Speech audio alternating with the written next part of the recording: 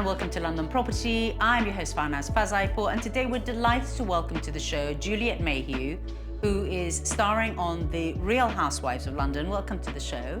Thank you for having me. So are you noticing that families are being split up? So what we're looking for is a real life story where the husbands had to go because of the new changes, but the family and the wives have stayed. Yeah, that is a very real existence at the moment. I've got many friends whose husband has perhaps moved to Dubai, Cyprus, Milan, a lot of these tax havens. They're seeing their families sporadically. The children are either in boarding school or their mother's stayed and has to travel back and forth.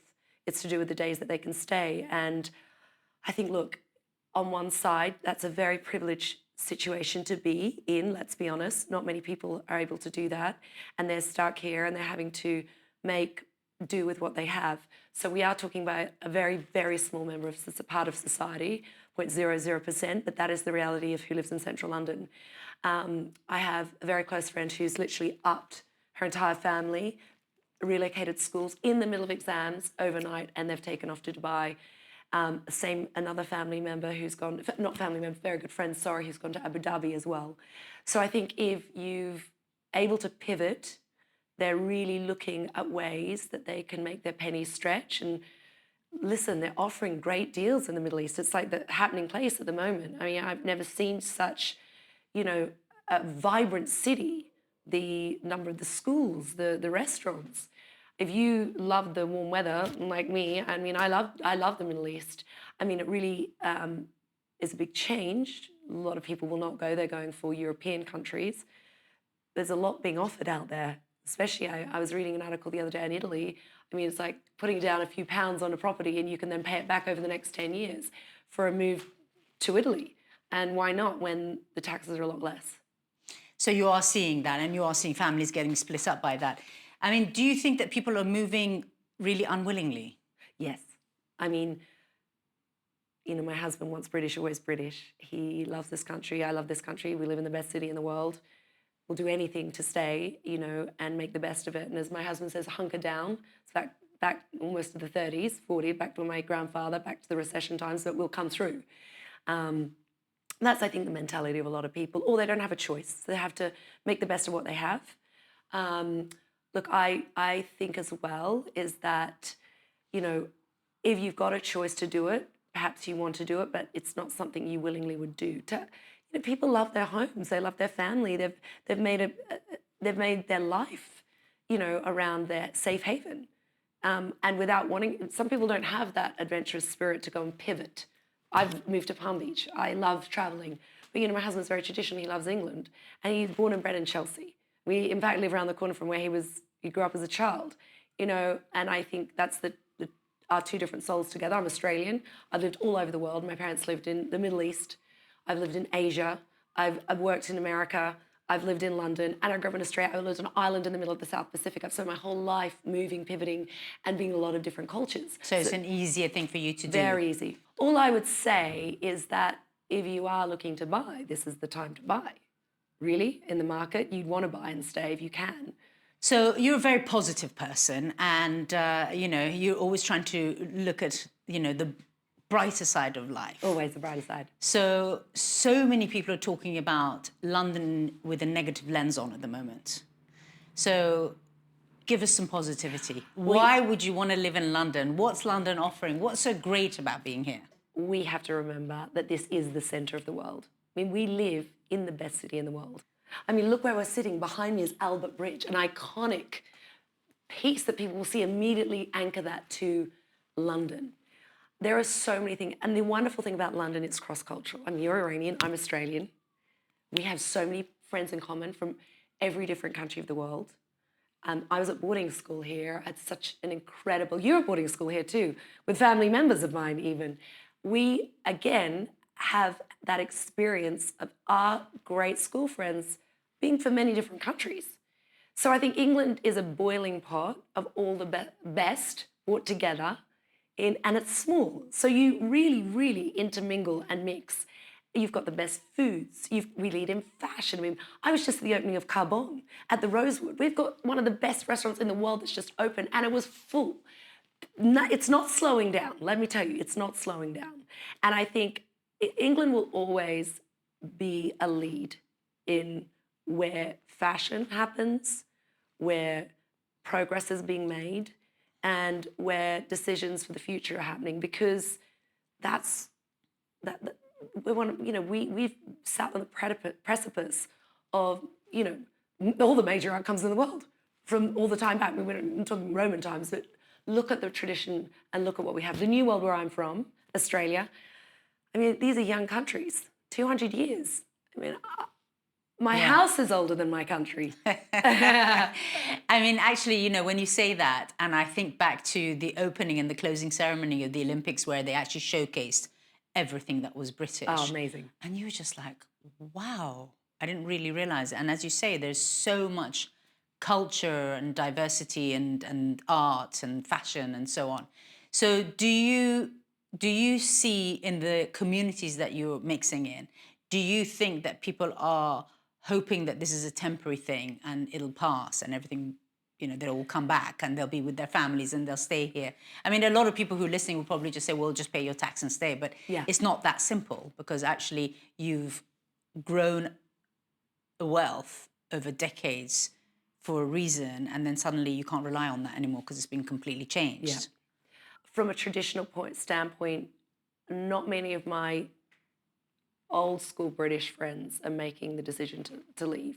I think what we have in London is way more international families that are British, maybe in here 20, 30 years, but have maybe come from somewhere, and they're thinking in their head, maybe I do go back to Australia. Maybe I do go back to Dubai. Maybe I do go back to Canada. Those kind of things. I think because they've got an anchor where they've connected to, or Cyprus or Greece or Italy. So there's already an anchor there. That's really, I'm seeing more of that happen within my circles. And it's also support network with children. Childcare and things are a lot higher. And if they move back, they're like, well, I've got my mother or my sister or my aunt that can help out. Yeah. And if work is easily movable, like a lot of work is now, so, it's, what do you call them here, twats? Tuesday, Wednesday, Thursday, or Tuesday, Wednesday, Saturday, and they're out. You can mobilise your work, you can take it with you. Then actually standard of living becomes far more important. And they're thinking, I've got a better standard of living, I have a support network, I'm going back home where I was, and I can still work. It's interesting you should say that, because actually, somebody said to me recently, you're the only one left in London. I said, well, that's because I'm actually a Londoner. And there is sort of, there is potentially, people who've been here, as you say, maybe the last 10, 20 years, it was a little bit easier for them to go back to where they came from. Yeah. Whereas, if you are here and you are a Londoner, then it's just a matter of wait until the next phase. Yeah. I think people who've perhaps been brought over, like, say, for instance, a lot of the bankers have been brought over, say, for America, the packages that they're brought in and put here. What I found in the time that I've lived in London and been married is 19 years, is a lot of them would love it so much they would do a deal to stay and then get their roots here and get citizenship and work out moving here. Whereas what I'm seeing is now is that they're like, we'll do our secondment and then we'll back. So those things. I mean, I know that, there's a big shift in Hong Kong. A lot of people moved to Dubai from Hong Kong a few years ago. I think COVID changed a lot around the world. I think that we'll just see that this trend will move, and then we'll probably all settle back down again. You look at what's happening, I think we've just got to bide our time. Even in our existence, Farnaz, as when, from teenagers, we've seen the cycle move. People are always very transient, but there are a lot of people that stay and come back. Yeah. Now, your husband's British and you're rooted here, and you have no intention of leaving. But if you were to leave, which one of these destinations that everyone's talking about would you consider? Mine would be a very selfish reason. It would be like to be as close to the blue water with a palm tree and white sand as I could get, with a spicy margarita and easy access to shopping when I need to go to New York, London, or Dubai. So I actually love the UAE. I mean, what's happening in Abu Dhabi is insane, Saadiyat Island, but my husband's not, he's more traditional. But saying that, since he's met me, things have changed. Things have changed. Spiced up. I actually love the Bahamas. Like, New Providence is amazing, and I've got friends who've moved there. It's close enough to America. I love the culture. I love Dominican Republic. Look, I'm always up for a change, and if there's lots of sunshine, it always makes me happy.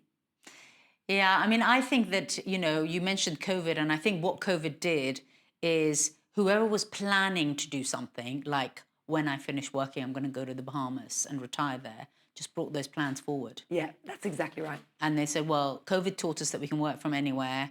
Now they're bringing these taxes on, which means all my planning and my pension and everything I'd planned for the past 20, 30 years is now suddenly gone out the window because I've got other, things to consider. So they just brought those plans forward and left. I Yeah. think that's what I've noticed. I think if you've not got situation with younger children in school, schooling changes everything because you've got a routine and exams are very important.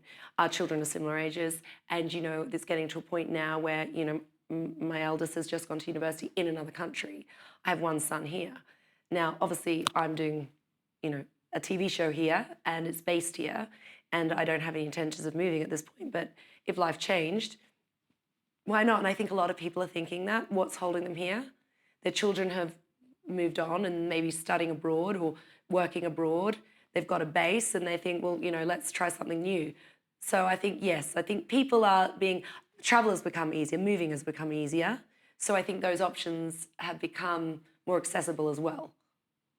And are you seeing people getting affected by the 20% school fees? And yes? Definitely. There's a lot of children that have had to leave. And, you think about education being the number one thing that personally, for me, then I had an amazing privileged upbringing, being able to go to private schools and our children as well. And I see it so much that parents would prefer to take on 3 jobs to have their child in a private school than not. And so you're already at your max. You're doing your 3 jobs to pay for those school fees, to get your child through, and suddenly, where do you go an extra 20%? Yeah. I think the government missed the memo that we're actually all struggling paying those private fees. 100,000 children out of education and all our local schools are full. There's wait lists. And the reason is, especially if you've got learning difficulties, that's really why private schools, have been so influential in my life. Both of my children are dyslexic.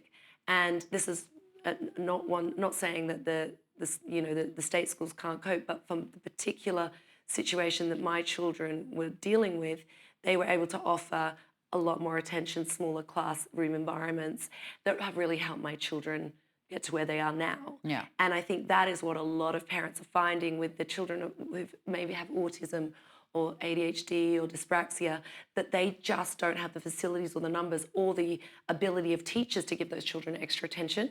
Whereas in a private school education, you have, the privilege of smaller classes, maybe more teachers. So you've got, I would say good, maybe 50% of parents with children in private schools that are already at capacity doing everything to support their children and now not able.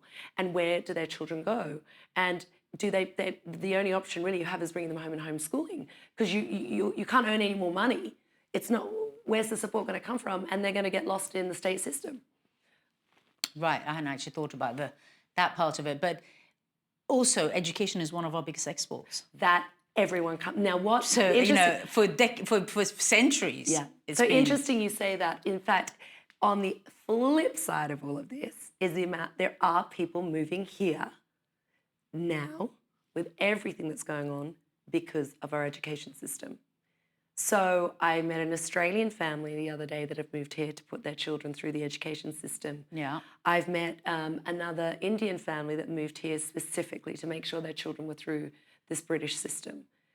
So it's not like people are not coming to London.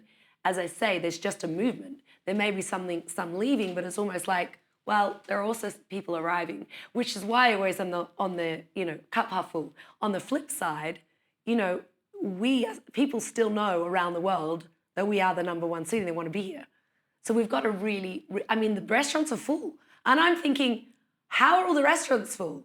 But the restaurants seem to be full in Mayfair. Yeah. It's unbelievable. So business is happening.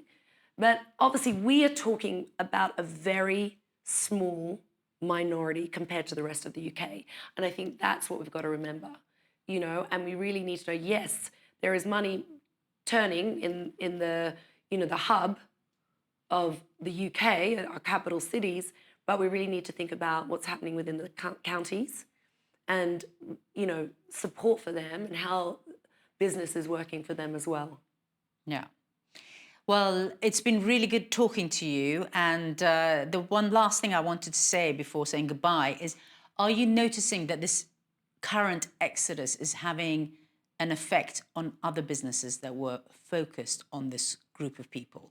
So are you seeing that, I don't know, the hairdressers, beauticians, personal trainers, masseurs, I mean, these things, these people are actually now finding it hard to earn a living? That is exactly what's happening, sadly. And I think it's the small businesses that are struggling a lot more. I mean, as I said, the businesses are booming in restaurants, but you're talking huge brands with international followings and international investment.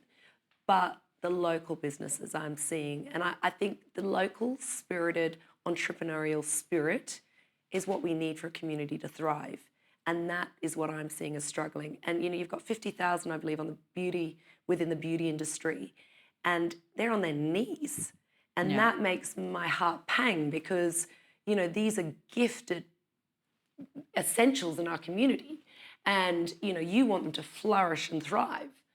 And so, yes, I think sadly, the smaller entrepreneurial businesses that, as I say, bring a community together are struggling. That's why we need to be out on the streets supporting all our local shops, all our local businesses to keep it going.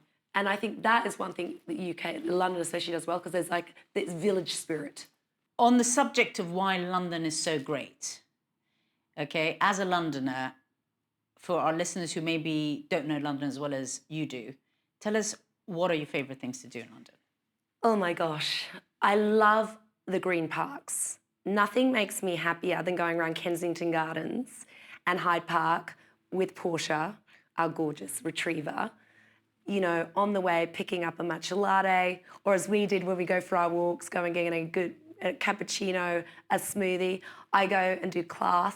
Love the classes they run here, like hardcore gym classes, then having breakfast at Granger & Co, going up to Mayfair, to the private members club. Who doesn't love lunch at Oswald's or at 5 Harbour Street? You have the juxtaposition. I was just with my Mexican friend last night, going off to Soho to La Bottega Negra and getting a spicy margarita, catching a show last minute because there's a ticket sitting there and you have thought, why not? Making a last minute decision to, jump on the train and go down to Cornwall 4 hours and sitting on a beautiful beach.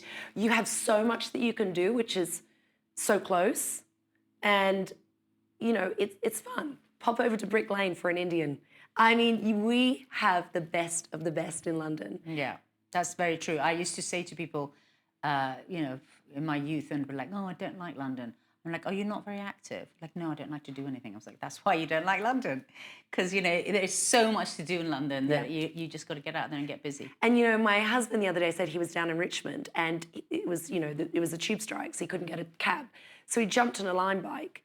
And the Lime bikes now, which I didn't know, is they will take you all the water paths. So he said, literally, I rode all the way back to Chelsea. It took him 15 minutes. And the Lime bike itself took him off track. He said, I've never seen that part of London. Those are the magical things that we have that don't cost much. Or free, in fact. I think it's free for the first half an hour on a Lime bike. How special to do that, or go riding in Hyde Park.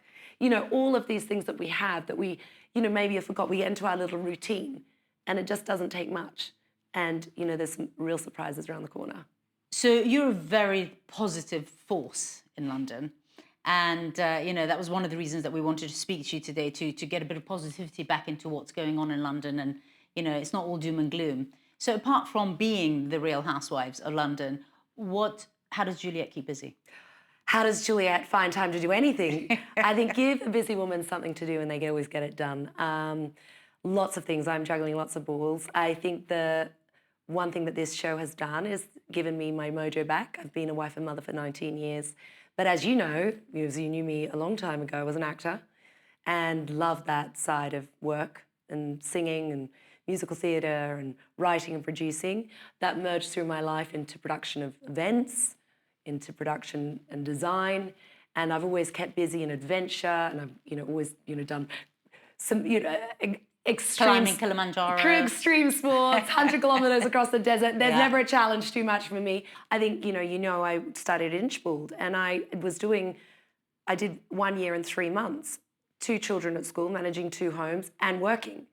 But there's a will, there's a way. And suddenly, I qualified as an interior designer, and then I can use that prong. It's another bow to my arrow. You know, it's something that you can work in, and it's facilitated more within my events. It's facilitated more in my design and my carpets because I've got that background. But I kind of feel like there's all these opportunities in London, and you can take it and you can mold it in any way that you want. So Juliet is a multi-talented individual, is what you're saying. Oh, do you know what? A bit of a hustler. You know, you got to juggle. You just got to do it. Just go for it. Go for gold. That's what I say. Go for gold. Go for gold. Tell us about the Housewives of London. Oh, you'll have to watch it to find out, Farnaz. Excellent. Well, thank you so much for making time for us. Thank you I know for that you've having got a me. very busy day, so thank you. And if you have a story about how things are affecting your life, we'd really like to hear from you and just hear some real life stories about how these changes that the government is making is impacting family life within Prime Central London.